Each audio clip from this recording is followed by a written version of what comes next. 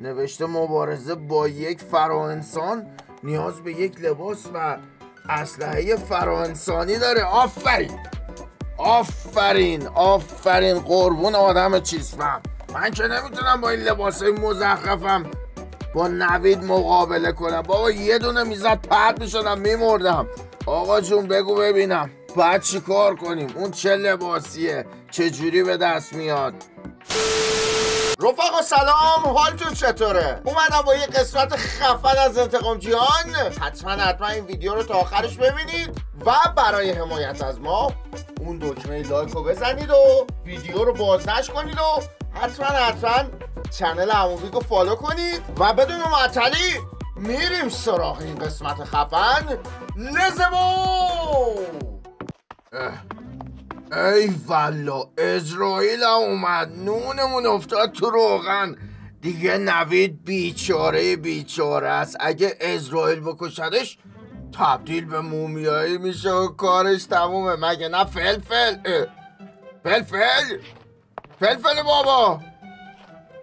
بابا کجا رفتی؟ فلفل شما فلفل رو ندیدید؟ فلفل تو رو خدا فلفل کجایی؟ این دختر کجا رفت؟ ای خدا عجب گیری افتادم، بیچاره شدم. آقا جون موپالمو، تو فلفل رو ندیدی؟ نه آقا جون ندیدمش. آقا کجا رفتی؟ فلفل بابا نکنه تو دستشوییه؟ تو رو خدا نگاه وضعیت منو، اینا نگاه کن، خطر مرگ. لعنت بهت نوید، هرچی میکشم از دستت نکنه رفته این پایین. فلفل نگاه کن با چی پرش کرده. فلفل بابا الماسا کو؟ همینجا کلی الماس بود، نکنه پایین تره؟ الماسا غیب شده بابا، لعنت به این وضعیت. فلفل فکر کنم نوید این الماس دارم برداشته، الکی میگفت به اینا نیازی ندارم. ای خدای من، فلفل کجا رفته؟ اون دیگه چیه؟ یه صندوق؟ بذار ببینم چی توشه. اوه یه دونه کتاب، نکنه از فلفله؟ باید بخونمش ببینم چی نوشته، خدا به خیر کنه. امیدوارم یه درد سر جدید نباشه، من دیگه حوصله‌شو ندارم. خب فلافل فکر کنم مال شعله پز باشه. دستور ساخت فلافل توش نوشته فلافل. آقا جون پالمو، دستور ساخت فلافل بخوای؟ آخه چرا باید دستور ساخت فلافل اینجا باشه؟ بذار بخونمش. فلافل پدرام عزیزم، من دلم واسی ممانم تنک. ها؟ این چرا آقا بی سواده اینو نوشته؟ کلی غلط املایی داره. نکنه فلفل بوده؟ آخه دختر قشنگم، قربونش برم واسم کتاب نوشته. عزیزم چرا زیرنویسشو فعال نکردی؟ فلافل فکر کنم میشه فلفل 2 نقطه. پدرام هم میشه پدر عزیزم، من دلم واسه مامانم تنگم میشه تنگ شده. اچاری نتشتم که یهو برم. اچاری نتتم یعنی چی؟ هندی شد که اچاری فکر کنم منظورش چاره نداشتم که یهو برم. میبونمش، یهو برم ببینمش. و زیاد زاید برمیگردم 200 دلم. وای خدای من، فلفل من چرا سر خود رفتی دیدن مامانت؟ الان من از کجا پیدات کنم؟ مامانت میکشد. خدا عجب گیری افتادم. اون از رفیقم نوید، اینم از این بچه. آخه بچه تو چی حالیت میشه؟ اون دیگه مامانت نیست، اون تسخیر شده. ای خدایا به بزرگیت، به استطاعتت منو خرم کن دوچار خرم نکن نوید، خدا لعنتت کنه. آی جیگرم داره میسوزه. بذار برم پیش این اسرائیل ببینم این چی میگه، بعدم فلفل رو پیداش میکنم. چطوری اسرائیل بزرگ؟ ای کسی که جان انسانها رو میگیری و اصلا از این کارت پشیمان نیستی، تو را چه شده به اینجا آمدی؟ نوشته کجاست فلزای راگ من، کجاست؟ سریعتر بگو. فلزای راگ؟ در مورد چی حرف میزنی؟ من که فلزای راگو به تو دادم همون روز. نمیدونم در مورد چی داری حرف میزنی. نکنه دوباره دزدیده شده یا اینکه آلزایمر داری و الا آخه فلزا رو که من به تو پس دادم دیوونه. نوشته که دوباره ناپدید شده و مومیایی ها رفیقت و دخترت اونجا دیدم. آخه دختر من کلا 5 سالشه، دزدی بلد نیست، اصلا به دردش نمیخوره. ولی نگم از اون رفیق نامردم که هر چی میکشیم زیر سر اونه. من جاد بودم حسابی پوستشو میکندم. این دیگه خیلی پررو شده، اصلا ابهت شما داره زیر سوال میره. به نظرم وقتشه حال اساسی ازش بگیری و جونشو بگیری و تبعیدش کنی به جهنم تا بفهم رئیس کیه. نوشته دوستت کجاست؟ دوست که چه عرض کنم، مار تو آستینم پرورش دادم. اون دیگه دوست من نیست، اون دشمن خونی جونی و 3 نقطه منه. متوجه چی بگم؟ ببین حقیقتش الان یه جای دوریه. این دوستانی که اونجا میبینی از بر و بچه مستعد و ورزیده از فایترهای خیلی قوی هن و قراره که همه با هم به جنگش بریم. انقدر که این آدم نامرد و 2 روزه باز و کلکیه. وقت این انتقامشو بگیریم. متوجه هستی که چی میگم؟ هر کدوم از اینا رو ببینید نگاه. اینا که اینجا وایستادن رو سر هر کدومشون به یه نفت کلاه گذاشته. اون بدبخت باش ازدواج کرده، اون یکی رو شوهرشو کشته، سر سایتاما که گول مالیده، کاپتان زاپاتار هم گول مالیده. این بنده خدا هم یه چش داشت که داغونش کرد. ببین همه میخوام بزننش، تو هم اگه بیای با خودم میشیم 7 نفر، یه جوری پوست از کلش میکنیم نفهمه از کجا خورده. نوشته من وقت این که برم دنبال دوستت بگردم رو ندارم. خب چیکار کنیم؟ خب نمیشه که اینجوری، من زورم بهش نمیرسه. اون لباس تانوس دستکش ابدیت داره، خدا وکیلی من دوست دارم ازش اون آیتما رو واسط بگیرم ولی زورم نمیرسه. اگه میشه من ریش گرا میذارم، سیبیل گرا میذارم، موی زیر بغل گرا میذارم، خدا وکیل نه یار بیا با هم بریم بالا سرش بتر کنیمش. فلزای راگتم من تضمین میکنم که بهت پس میده. نوشته یا خودت میری و ازش میگیری یا هر ستاتونو میکشم. بابا چه گیری افتادیم ما، ستای کجا بود؟ اون رفیقم که نادخل تو زد از آب در اومد. بچه‌م هم رفته دیدار مادرش، معلوم نیست زنده برگرده مرده برگرده. من بدبخت اینجا، بیا جون منم بگیر. اصلا من دزدی نکردم که. عدالت الهیت کجا رفته؟ ببین من سعیمو میکنم ازش پس بگیرم، با این رفیقام میرم، ولی اگه زورم نرسید با یه مرده هیچ فرقی ندارم مگه اینکه تو کمکم کنی. در حد و صورتش مرده حساب میشم، چه از نوید شکست بخورم چه از تو شکست بخورم.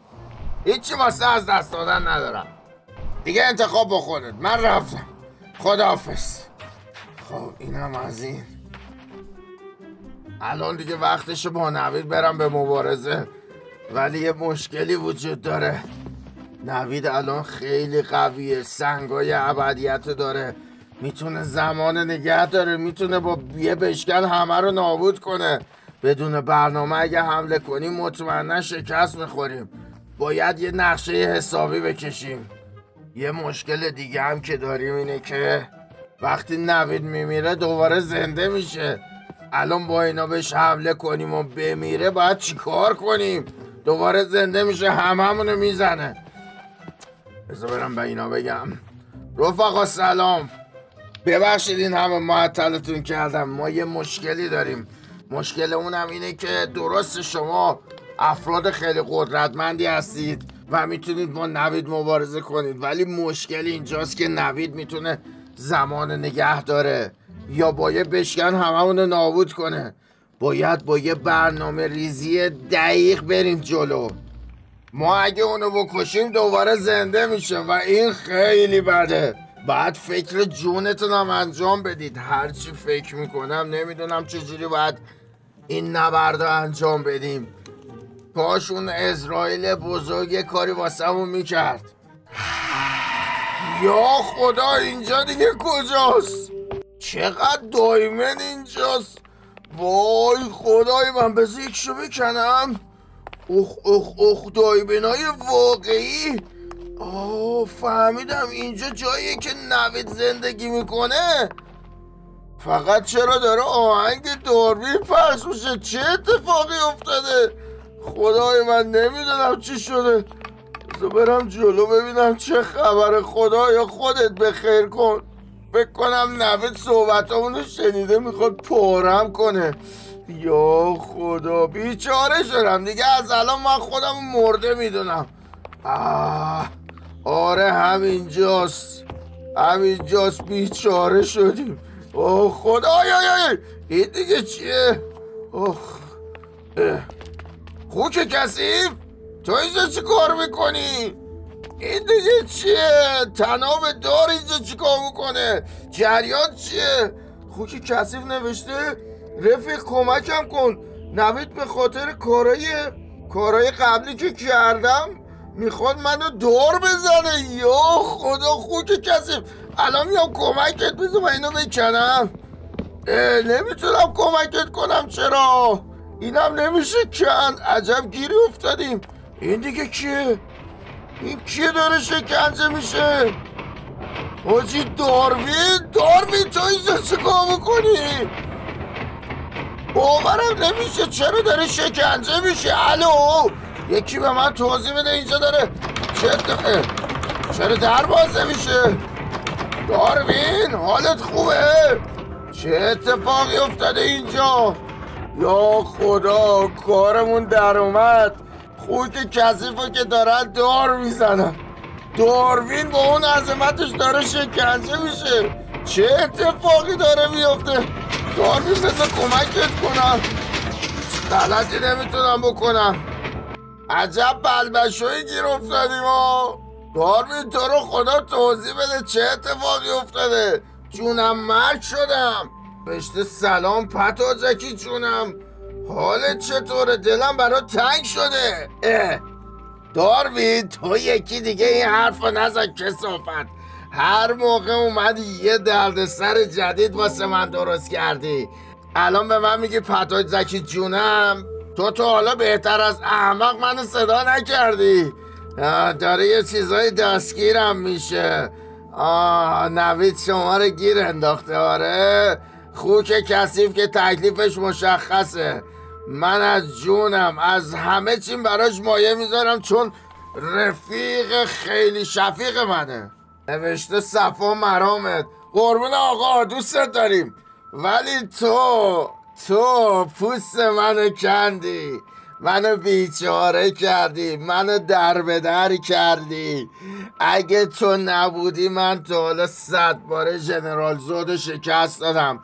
اون روز کذایی رو یادم نمیره که تو منو با نوید تبعید کردی به این سرزمینای کذایی که مجازات بشیم تا دلت خنک بشه. مگه تو فرقت با ویلیجرای بقیه چی بود؟ نوشته نزن این حرفو، اینجوری هم نیست. هنوز یادم نرفته وقتی نوید میخواست منو بکشه ازم دفاع کردی. بیا بارو خجالت بکش. تا اگه یادت بود این حرفا رو نوید و مجازات میکردی نه من بدبختو. هنوز یادم نرفته چجوری داشتم ازت دفاع میکردم و تو مثل احمقایی وایستاده بودی میگفتی نویدم جاتو فهمید اومد کشتت. اون وقت منو مجازات کردی بیچارم کردی. الانم اینجا گیر افتادی. آره بذار ببینم میتونم درت بیارم. نه هیچ کاری هم نمیشه کرد. حالا حرف حساب چیه؟ نوشته اون چوب دار رو میبینی پشت سرت؟ قرار نوید منو به دار بکشه بابت این همه مدت که شما رو مجازات کردم. خوب کاری میکنه، بهترین کار میکنه. اصلا جای این خوک کثیف باید تو بری اون بالا. در از خوک کثیف تویی. با این که از نوید متنفرم ولی این یه دونه کار رو دمش گرم که انجام میده. الان که نمیتونم نجاتت بدم ولی مطمئن باش اگه هم میتونستم نجاتت نمیدادم. فقط در تعجبم چجوری تو رو با این همه ابهت آورده اینجا. تو که اصلا روحی، بعدش هم اصلا دار نمیخوری. مگه روحا دار میخورن؟ نشیده بودم یه روحو بشه دار زد. خیلی عجیبه برام. روحی که بشه دارش زد که دیگه روح نیست. یه توضیح منطقی بهم بده. نوشته نکنه یادت رفته اون سنگای ابدیت رو داره. اون منو زنده کرد و به اینجا آورد و قدرتمو گرفت. آفرین آفرین، خوب کاری کرد. داروین نمک نشناس، داروین نمک به حرام. اون موقعی که کمکت کردم، اون موقعی که داشتم عز و التماس میکردم کجا بودی؟ الانم باید چوب این کاراتو بخوری. نمیدونم منو واسه چی اینجا آوردی ولی شاید بتونم خوک کثیف رو نجات بدم. چجوری آخه نجاتت بدم؟ هیچ کاری نمیشه کرد. بذار ببینم مثل تو فیلم ها میتونم تنابو با اسنایپر بزنم. 1 2 3. ای والا کار در آوردم. خوابی از خوک کثیف. خوک کثیف رو نجات دادم. تو هم به درک، تو هم برو به درک. اصلا خوشم ازت نمیاد و هیچ راهی هم واسه نجات دادن نیست. خوک کثیف بذار از اون بالا بیارمت پایین. آخ برو پایین برو پایین. ای والا این از خوک کثیف. داداش تو وخز از اینجا جیم شو که نوید بیاد پارت میکنه. برو یه سرزمین دیگه، هندی ندری، یه جا فقط فرار کن. این داروین هم حقشه، باید اعدام شه. البته داروین من اگه میخواستم کمکت کنم هم نمیتونستم. هیچ راهی نداره. بذار ببینم. نه تو یکی هیچ جوره نمیشه کمکت کرد داروین. نه من میتونم نجاتت بدم نه این خوک کثیف. بعدش هم ما میترسیم دیگه اینجا بمونیم. اصلا نمیدونیم نوید کجاست. ممکنه هر لحظه برگرده و بزنه هممونو بکشه. داروین من شرمندتم ولی فکر کنم دیگه کار تمومه. هیچ جوره نمیتونم کمکت کنم. من تو کار خودم هم موندم. نوشته نه ترسید. الان رفته به زودلند ملاقات ژنرال زود. یعنی چی؟ فکر کنم میخواد حال ژنرال زودم بگیره. اون قدم که فکر میکردم نوید نامرد نیست. ظاهرا قرار زود کارگر نوید بشه.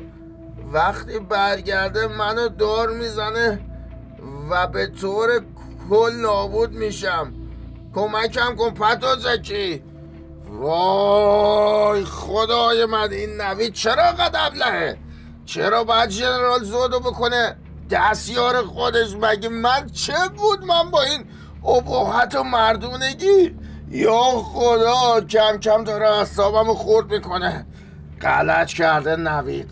من با اینکه نوید فرمان روای این سرزمین شه مشکلی نداشتم ولی مشکلم از اونجای شروع شده که میخواد ژنرال زود دستیارش کنه. بگو ببینم داروین باید چی کار کنیم؟ چجوری باید نجاتت بدم؟ من هیچ کاری ازم بر نمیاد. ببین نویدو بکشیم دوباره زنده میشه. من یه دونه اکیپ دارم که میتونه نویدو شکست بده ولی خب بلند میشه همه رو پاره میکنه. بعدش هم این اتاقی که براتو درست کرده به هیچ دردی نمیخوره. حتی اگه فراریت هم بدم بازم با دستکش ابدیت پیدات میکنه. کار دیگه تمومه. نوشته هنوز یه راهی هست، اگه بری پیش موپالما میتونه کمکت کنه. تازه به دکتر هم یه سری بزن، سر قبر شیفو میتونی پیداش کنی، اونم میتونه کمکت کنه نویدو از پا بندازی. چطور؟ اگه اینجوری باشه که خیلی عالیه. خیلی خبر خوبی بهم دادی. ولی ببین داروین، وای به حالت اگه کمکت کنم و از اینجا نجاتت بدم و دوباره بخوای منو مجازات کنی. پوست سرتو میکنم داروین ابله. تو عمرم ویلیجر به این زشتی و دماغ گندگی و کله گندگی ندیده بودم. تو زشترین ویلیجر جهانی با اختلاف. خجالت بکش از این کارات. گوش کن دماغوی زشت، تنها کاری که میتونم واسط بکنم اینه که نجاتت بدم. فقط جون جد دیگه منو بیخیال شو. منو بچه‌مو بذار یه سایت، نویدم بذار توی یه سایت. نوید هر بلای خواستی سرش بده. خوک کثیف، وقتشه بریم از اینجا. باید بریم پیش شعله پز. آقا جو موپالمو اونجاست. بیاد کولت کنم ببرمت. آخ وره داشتم، چقدر سنگینی تو. نمیتونم تکونت بدم، هرچی خوردی فکر کنم دستشویی نرفتی. برو بریم که خیلی کار داریم. دارم خبرهای خوشی میشنوم. ببین خوک کثیف، الان وقت این نیست که ببرمت پیش شعله پز، چون که میدونی ملکه خوکا اونجاست. فعلا اینجا وایسا تا من برگردم. اینجا باز جای امنیه. نوید فکر نکنم اینجا بیاد، چون اینجا رو ترکونده. ببین منو، حواست باشه از اینجا تکون نخور. فعلا من برم ببینم چی کار میتونم بکنم. خدای من اگه این دروغا راست باشه میتونم نویدو شکست بدم. اول باید یه سری بزنم به قبر شیفو ببینم دکتر اونجاست. اصلا میشه نویدو از پا انداخت؟ یه چند تا سوال ازش بکنم، کاش بشه. کاش بتونم نویدو از پا بندازم. اگه اینجوری بشه عالیه. بدبخت استاد شیفو کلی فن مونده بود که من ازش یاد بگیرم. این نوید خدا لعنتت کنه. آی یعنی دکتر اینجاست؟ آره اونجاست. یا خدا داره فاتحه میخونه. آن گل که به بوستان نمونه است، گلچین روزگار امانش نمیدهد. دکتر دیدی چجوری بدون استاد شدیم؟ دیدی چجوری بدبخت و بیچاره و آواره شدیم؟ دکتر نوشته باورم نمیشه شیفوی عزیزم از دنیا رفت. آره راست میگی، باور نکردنیه واقعا. بنده خدا فقط 333 سال داشت. تازه اول جوونیش بود. واسه منم باورش خیلی سخته که استاد شیفو از بین رفته. ولی دیگه اتفاقیه که افتاده، باید باش کنار بیام. دوکی ایشالله غم آخرت باشه. هرچی خاک اونه تو سر تو هرچی خاک اونه تو عمر تو مرحوم باشه. عزیزم دکتر قصه نخور. نوشته آخرش کار خودتو کردی. کثافت. اول پسرموشو کشتی، بعد خودشو کشتی. دکتر یه نگاه به قیافه معصوم و کیوت من بکن. به من میاد قاتل باشم؟ از آدم فریخته و تحصیل کرده ای مثل تو بعیده. تو که خودت میدونی جریان چیه. جریان اینه که کار نویده. نوید هم پسرموشو کشت، هم خودشو کشت، هم داروینو کشت، هم لباسای ابرقهرمانی رو کشت. چرا نمیخوای بفهمی؟ این وسط من یه بازیچم. گندکاریاش اون میکنه، عذاب الهیش مال منه. دکتر تو رو جدت کوتاه بیا. همه اون اتفاق دیدن. نوید اومد بمب اتم گذاشت بغل استاد، ترکوند استادو تو قفس کردش موش کبابی. گیریل شد بنده خدا اون لاما. دکتر به خودت بیا دیگه، این حرفا رو نزن دیگه، تموم شده. نوشته چه فرقی داره وجود شما باعث نابودی این سرزمین شد و مرگ شیفو. خب میگی چی کار کنم؟ یه احمق یه سنگ میندازه تو چا دکتر، 100 تا عاقل نمیتونن درش بیارن. این قشنگ داستان منه دوکی. اتفاقی که افتاده خیلی شوم بود.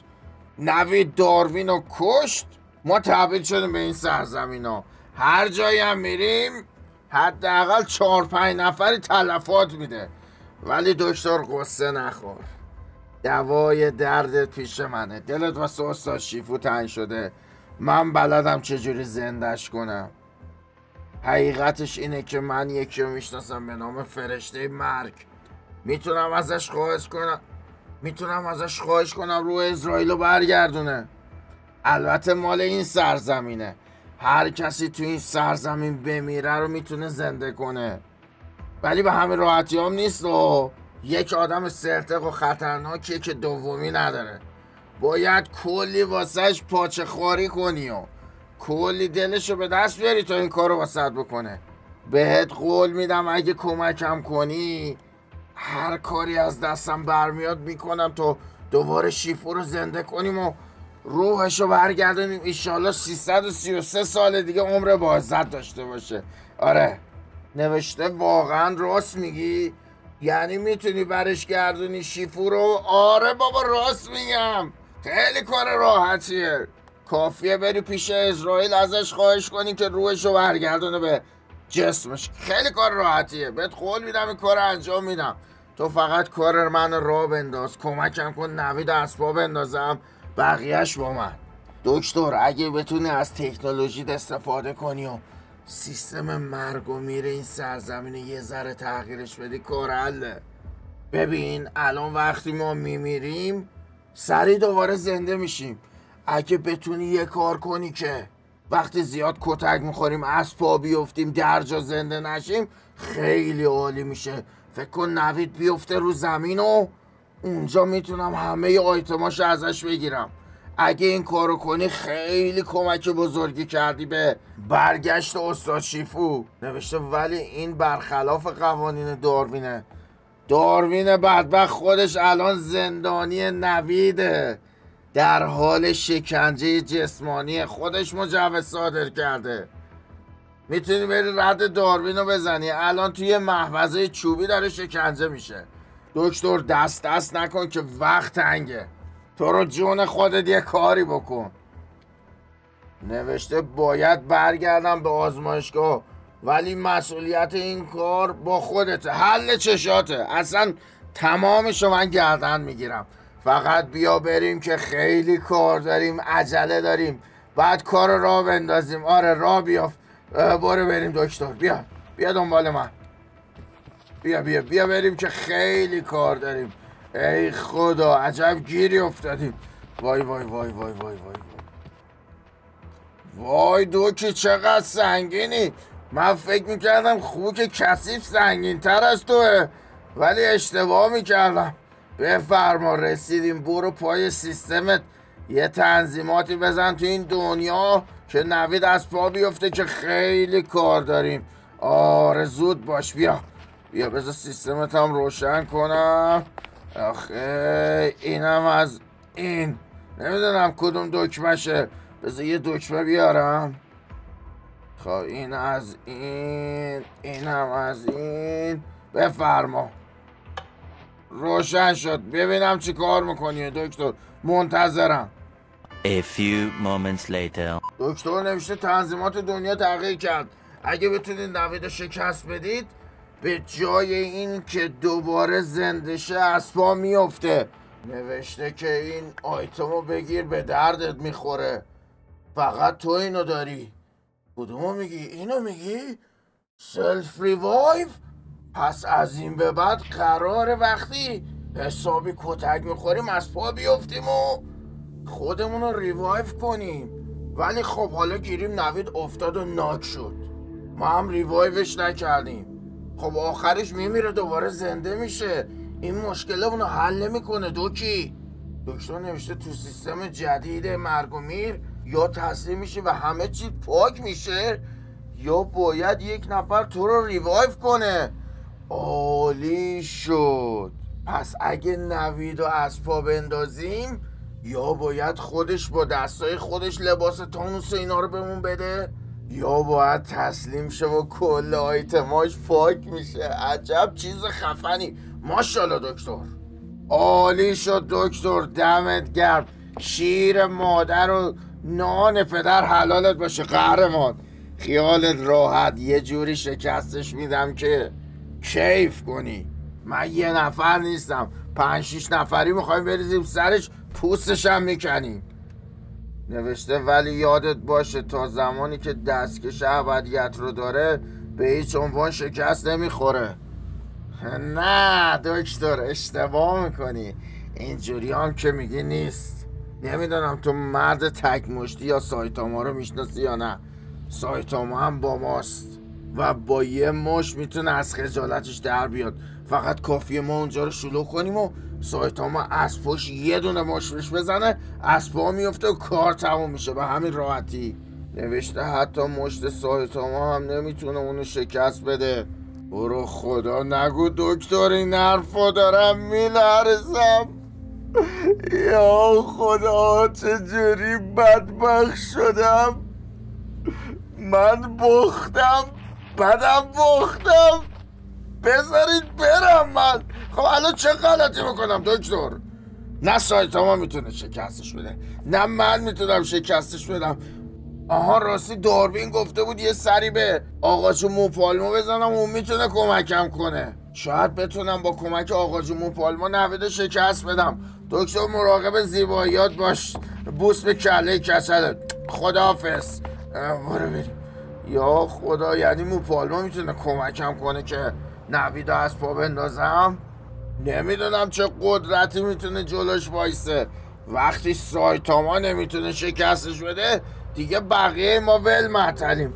عجب گیری افتادیم. بعد هرچی زودتر برم سمت شعله پز و موپالما ببینم باید چی کار کرد. هیچ وقت دوست نداشتم اینجوری بشه. لعنت به نوید.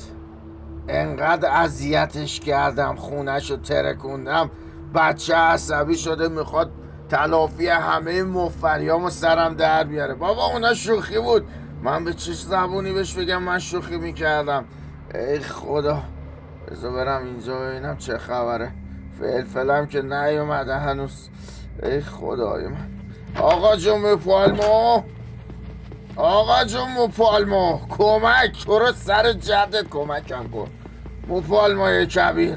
آخ آخ آخ، کمکم کن که بد گیر افتادم. داروین در مورد یه چیزایی که تو میتونی کمکم کنی که نوید رو شکست بدیم گفته بود.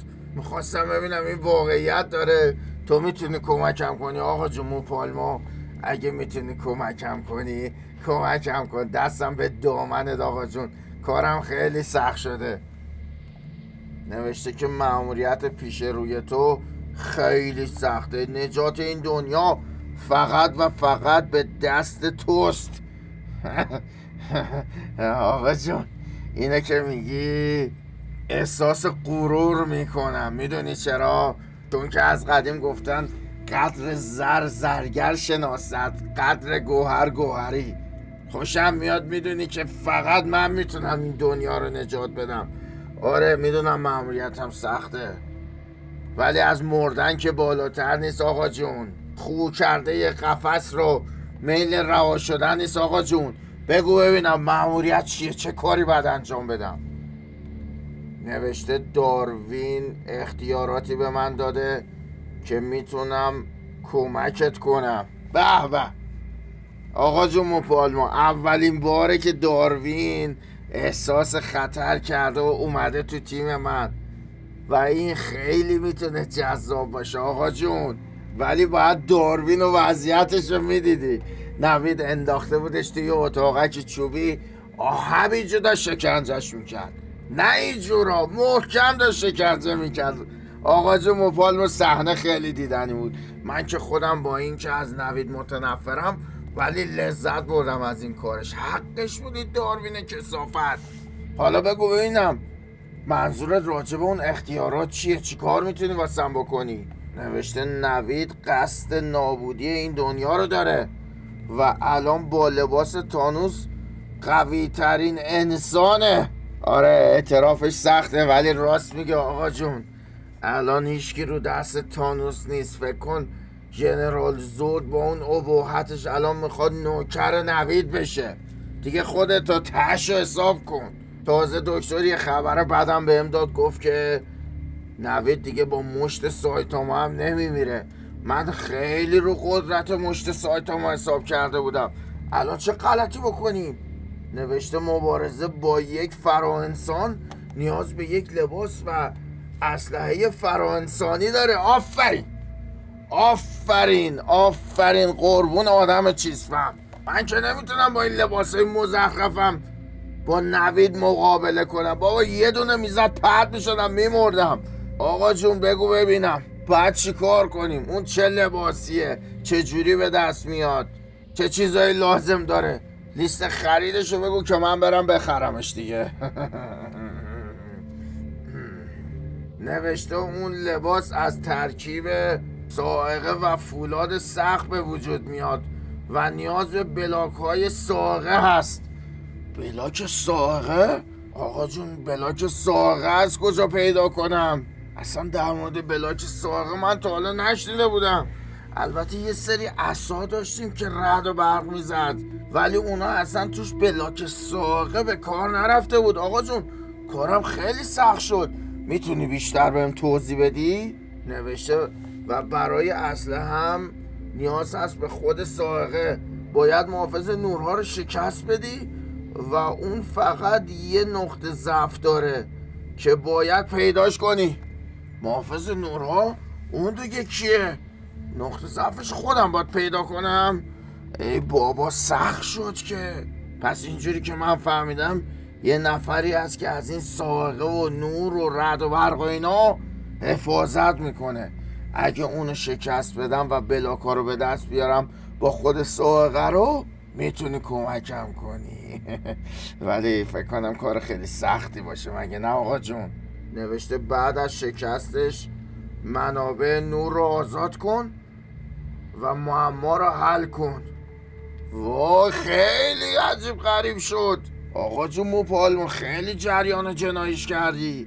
باشه ببینم چه کاری ازم برمیاد. امیدوارم این لباسی که واسم درست میکنی ارزششو داشته باشه. من واسه نجات سرزمینم و دختر کوچولوم دست به هر کاری میزنم. باشه آقا جون بذار لوکاتیونو یادداشت کنم ببینم چی نوشتی. اینم از صاعقه. بذار ببینم کجاست. خب صاعقه 1000 متر اونورتره. خب نزدیکم هست. آقا جون من میرم 3 سوت کارو در میارم و میام. خیالت راحت باشه. سریع برمیگردم. برو میلا تو میتونی. آقا جون وقتی بهت میگه که تو دنیا رو باید نجات بدی و در دستان توه دیگه نباید تعلل کنی. چشم یه ملت به توه. پا جکی باید خودتو ثابت کنی. پیش به سوی هدف. این دیگه چیه؟ چه سولاخه؟ پناه بر خدا. درش بسته است. بذار از این ور برم. چه جالبه این. اوه شبیه سلاحه. کریس ویکتوره. خیلی قشنگه. این دیگه کجا بود؟ ولی فکر کنم این یکیه. آره خودشه. محافظ نورها. یعنی اینجا محافظ نورهاست. فکر کنم اون باشه. خاک به سرم خانومه. چرا حجابش اینجوریه؟ وای وای وای وای بذار برم جلو. اوه ننگار آقاست. اوه چه سیکس پکی هم داره. یارو هیکلی پوکر فیس. سلام و عرض ادب و احترام. فکر کنم شما محافظ نورها باشید. نوشته چی میخوای اینجا؟ سلطان حقیقتا اومدم که نور بگیرم ازت. یعنی یه سیم برق یه انشعاب دنبال بلاک صاعقه و خود رعد و برق میگردم. اگه لطف کنی و بدون دعوا خون ریزی و محل زخم تحویل بده خیلی ممنونت میشم. نوشته من محافظ نورم و شکست من غیر ممکنه. خودتو خسته نکن. اینا که همه اولش میگن ولی ما اکثرا قریب به اتفاق تعریف از خود البته نمی کنم، ولی هر کی با ما تا حالا در افتاده جون تو ور افتاده. خودت هم از این قاعده مستثنا نیستی. بهتره با زبون خوش همیاری خودتو نسبت به بنده نشون بدی و بذاری که همه چی به خوبی و خوشی اینجا تموم بشه. البته شنیدم قدرت زیاد شکست ناپذیری، ولی یه نقطه ضعفی هم داری. وای به حال اون روز که پیداش کنم. از من به تو نصیحت کوتاه بیا داداش. تو مال این حرفا نیستی، تو مال شستن ظرفایی. نوشته باشه پس آماده کتک خوردن شد. چی فکر کردی؟ ببین من یه سری چیزا دارم که میتونه حسابی حالت جا بیاره. بذار معرفیشون کنم. اولین و مهمترین گزینه شاتگان منه. شاتگان منو خیلی ها طعمشو چشیدن، واقعا دردآوره. بعدی گزینه این اسنایپر خفنه، اینم دست کمی از اون قبلی نداره و اگه بهت بخوره پوستت کنده است. بعدش هم که این تبره که از همه قوی تره فعلا. البته اگه دردم بیاد اینم میخورم. این یه دونه شربتی که به سلامتی دوباره میده. پس به نظرم شانسی نداره دیگه. کم کم کوتاه بیا بذار کارمونو بکنیم. آخ آی چرا با چوب میزنیم؟ خجالت. وای چرا این زور داره زیاد میشه؟ تو رو قرآن ولم کن. ببین نمیخوام با درگیر شم. آی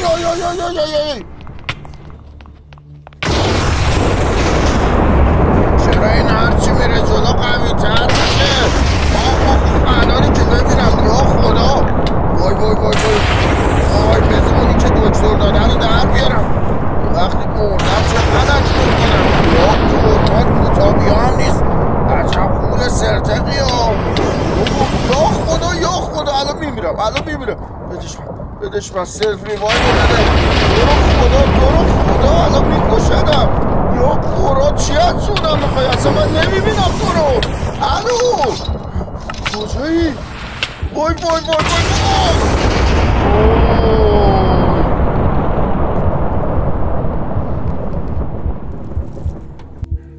وای ناک شدم. اینم بالا سرمه. اگه اینجا ریوایو کنم منو میکشه. خوب شد سلفمو در آوردم. آخ وای بعد برم یه جای امن خودم رو ریوایو کنم. ولی عجب چیز خفنی ها. اگه رو نوید کار کنه عالیه. یا باید تسلیم شه و آیتماش پاک شه یا با ما هم کاری کنه. بذار ببینم فقط ریوایوش کار میکنه. خب بذار از این معجون بخورم ببینم چه اتفاقی میافته. هیچی نشد. الو دکتر خدا لعنتت کنه. نکنه آیتمان پاکه. آخ چی ریوایو شدم. ای بلا کار میکنه. عجب چیز خفنی ها. وای تو رو قرآن ببین دکتر دمت گرم. وای این دوباره اومد. لعنت به تور پدرت. بابا چی هست نمیخوای ولم کن. چه آدم بدپیله ای ها. ببین دیگه چه ساختم. الان ببینم زیش کنم دارم دیگه. یواشتر وحشی. خودت خواستی. ریز میکنم ترتیبتو میدم. بیا اینجا ببینم. یا ابوالفضل. تو رو قرآن ببین زور اینا نگاه کن. ببین یا میمیری یا به زور میکشمت. راه دیگه ای نداری. جمعش نمیشه. نقطه ضعف چی میتونه باشه؟ خدا عجب میرم دنبالم میاد. این وضعیت مستحشده. نقطه ضعف چی میتونه باشه؟ ببینم. یا قرآن مجید بابا اصلا بقایی نمیتونم مبارزه کنم. فلفل بابا کجا رفتی؟ اگه بودی حداقل وای میسادی از این کتک بکنی. من که فکر میکنم اینجا ببینم بابا این اصلا دمیج نمیشه. آی یا ببینم مشکله. ریش کنم ببینم میتونم بزنمش. نه شارکان چی شارکان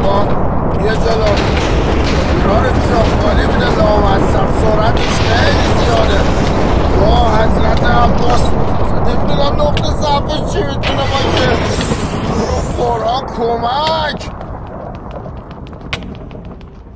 عقب نشینی میکنم. زورم بهش نمیرسه. خیلی بد کوتاه.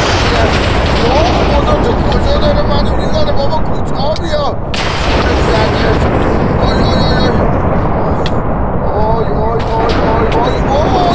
چه رده غلط کردم. تو رو قرآن غلط کردم. چه بد آوردی. تو رو قرآن بدم رسیدم یه جایم. نمیدونم این نقطه ضعفش چیه. خیلی داره بد منو میزنه. تو رو قرآن نگاه از کجا داره منو میزنه. ولم کن جان مادرت. ولم کن ببینم چی دارم به درد بخوره. آرپیچی دارم. آره این آرپیچی. مگه اینکه با بازوکا ترتیبشو بدم. با بازوکا و این کمونرم دارم. شاید به کارم بیاد. فقط همین دوتا چیز دیگه ای به ذهنم نمیرسه. با همینا باید کارشو در بیارم. آتیش هم دارم و شمشیر سامورایی هم هست. تو رو خدا الان میام درست میکنم. خوشگله واسه من رعد و برق بسیاره. نمیذاره بیام پایین. منم پایین کسافت. الان با کمون درست میکنم. ببین جو خودی میده. تیر بهش نمیخوره. مگه داریم همچی چیزی؟ خدای من ببین بابا تیرها رو بلاک میکنه. عجب چیز سختیه. مجبورم با آرپیچی بزنمش. آرپیچی بیا بالا. برو خدا بیا بالا. آی مردم بابا مردم. همش من دارم از دست فرار میکنم. ببین که صافت. آی آخ دارم برام. ببین تو رو خدا ببین تو چرا انقدر زیره زیاده. چیش نمیشه. آتیش بگیر حداقل. آتیش که میتونی بگیر. آتیش بگیر کثافت. آی بیا جلو. آتیش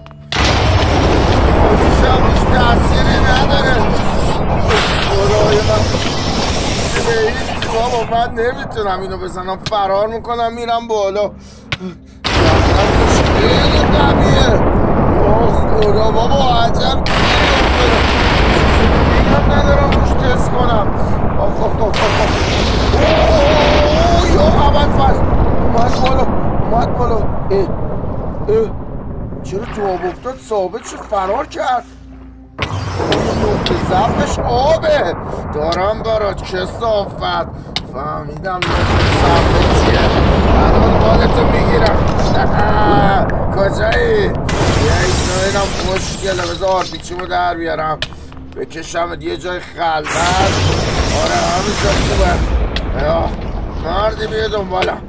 مردی بیا دنبالم. بیچارت بکنم. باید بیافتی تو آب. من این چیزا حالیم نی. گرپرم کو. اینه. ای والا تموم کارت خوشگله. بیا اینجا ببینم. آرپیچیمم پرش کنم. بیا اینجا. من جا خالی میده کثافت. کم جا خالی میده. مجبورم بکشمش تو دام مرگ.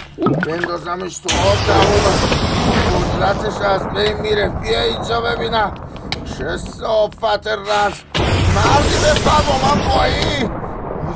آره بیافت تو آب. آخه چی شد؟ دیگه نمیتونی منو بزنی نه؟ اینجا زورت نمیرسه ها؟ آخه دیدی نقطه ضعفتو فهمیدم. کار دیگه تمومه. الان میام کارتو تموم میکنم بچه خوشگل. بیا اینجا. بالاخره کشتمش. نقطه ضعفش آب بود. بذار برم ببینم چی به من داده. آخ دارم خفه میشم. آی اینا رو بندازم پایین. یه دونه از اون میوه‌های قویت به من بدی کار تمومه برادر. ببینم چی داره. این خوبه، اینم باید بازش کنم. آی آی آی آخ، برو بریم بالا. خب بذار ببینم که از چه قراره. این صندوق طلایی چی بهمون میده؟ آخه چی بهم داد؟ بنازم از اون میوه‌های انیمه‌ای که قدرت خیلی زیادی بهم میده. بذار بخورمش. آخه از ماتریکس خارج شدم، نمیدونم این چیه بهم داده، ولی فکر کنم قدرتم خیلی زیاد شد. یادم آقا جون موپالمه گفت وقتی شکستش دادی برو سراغ نورا رو آزاد کن. نورا کجان؟ معما رو گفت حلش کن. نمیدونم معما در مورد چی حرف میزنه. اصلا فکرشو نمیکردم نقطه ضعفش آب باشه. فکر کن با یه آب چرا این آبه داره میاد پایین؟ اصولا باید وقتی یخ آب میشه آب آویزون شه، نه اینکه قطع شه. جریان از چه قراره؟ نکنه نورا این بالا هن؟ اینجا که خبری نیست، من هیچی نمیبینم. جلل خالق، بذار برم بالاتر. آی آی آی. نه اینجا هم چیزی نیست. یعنی چی؟ معماش پس چیه؟ نورا کجان؟ یا خدا چه چیز سهمی اینجا که خبری نیست. بذار برم بالاتر. قیافش هم عادی داره طبیعی میشه، نمیدونم اصلا چه خبره. این دیگه چیه؟ صدای چی داره میاد؟ یا خدا صدای چیه؟ بذار برم از اون بر بیام. یا قرآن اینا دیگه چیه؟ الو بایستا ببینم. بذار در اینجا رو باز کنم. اشتباه باز کردم. اینا دیگه کیه؟ ببینم. این آب جلوشو گرفته، نمیتونم ببینم. بعد این آب یه جوری قطع کنم یا از یه جای دیگه رو باز کنم. بذار از یه جای دیگه رو باز کنم. اینجا خیلی خیسه، از پایین باید راه بزنم.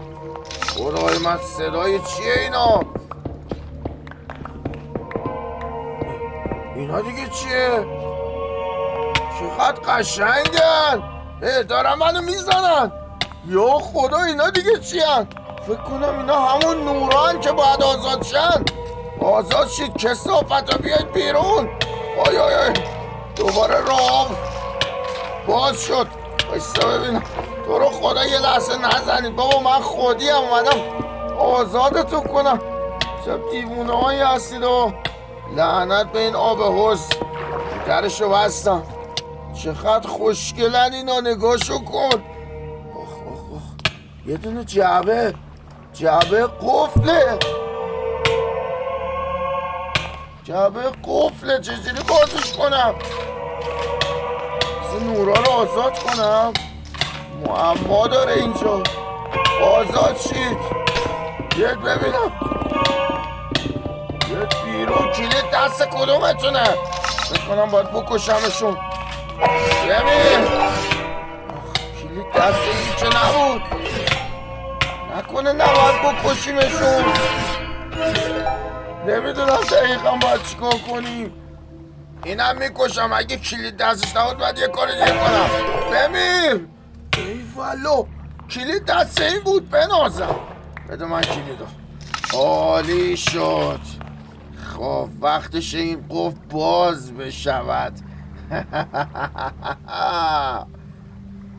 بذار ببینم داخل صندوق چی میتونه باشه. بلاکای سائقه و خود سائقه تمومه. فقط کافیه اینا رو به موپالما برسونم و لباس ابر انسانی آماده میشه.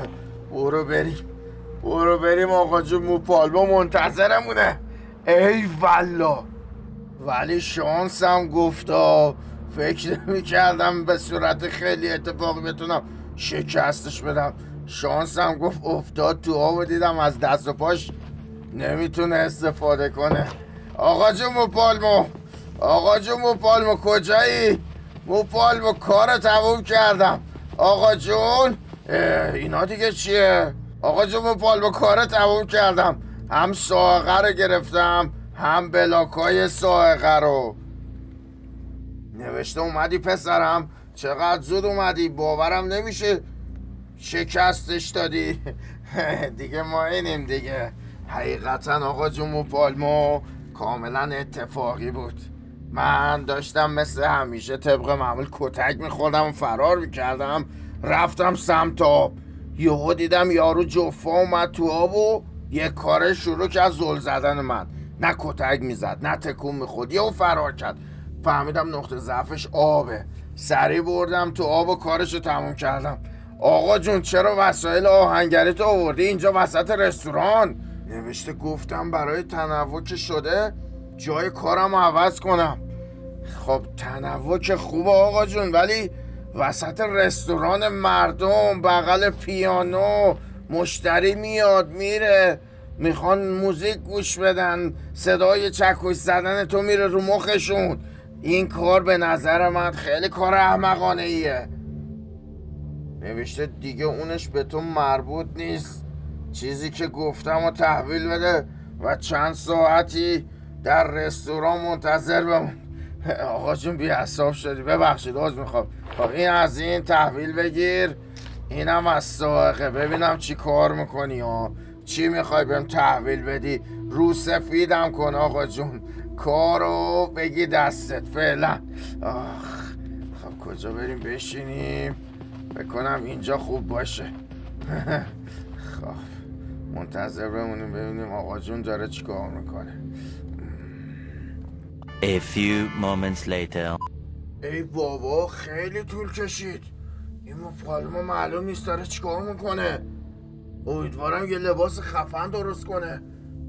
پالو نشته پسرم همه چی آماده است، بیا از تو جعبه برش دار. ای والا فکر کنم آماده شد.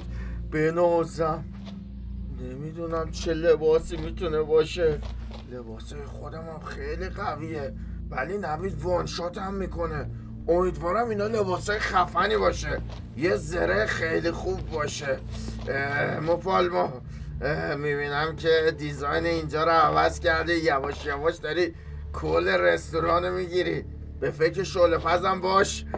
همینجوری هی نره جلو پالمو. بذار اینم چی درست کردی. اینا دیگه چیه؟ یا خدا باورم نمیشه، دارم خواب میبینم چکش توره. 500 تا دمیز داره یا ابوالفضل، مگه میشه؟ یعنی من واقعا لباس تور ابرقهرمانه دارم؟ وای خدا بذار ببینم، اینم بال توره. 500 تا آرمور داره، شلوارش هم همینجور، کفشش هم همینجور، کلاش هم 500 تا آرمور داره. یا خدا باورم نمیشه. بذار ببینم، بذار آرمورای خودم رو در بیارم. خدای گیج شدم، یعنی واقعا لباس ابرقهرمانی گرفتم، یعنی واقعا لباس توره. الان معلوم میشه. بذار اینا رو در بیارم. اینا به این خفنی کلن 50 تا آرمور داشت، اینا 500 تا آرمور داره. بذار برم بیرون بپوشمش، خیلی ذوق دارم، یعنی واقعا لباس توره. در وا کنم هیچکی نباید بفهمه. برم اون پشت و پسلا تستش کنم. اگه واقعا لباس تور باشی که خیلی عالیه. وای وای وای وای وای وای. ببینم تمومه. اگه لباس تور واقعی باشه تمومه. بذار ببینم. خب این از بالش، چقدر بالش خفنه. یا خدا بذار بکمکمو در بیارم، خوشگل ببینمش. وای چه بالی داره، بنازمش حاجی. اینم از کفشش، شلوارش، لباسش، اینم کلاهش. یا خود خدا این لباسای توره. اینم خود پتک تور. نمیدونم کار میده یا نه، تستش کنم. چه اتفاقی داره میفته؟ چه اتفاقی؟ خدا، یا خدا برقا رو ببین. باورم نمیشه لباس خود تو رو دارم. تموم نوید دارم میام.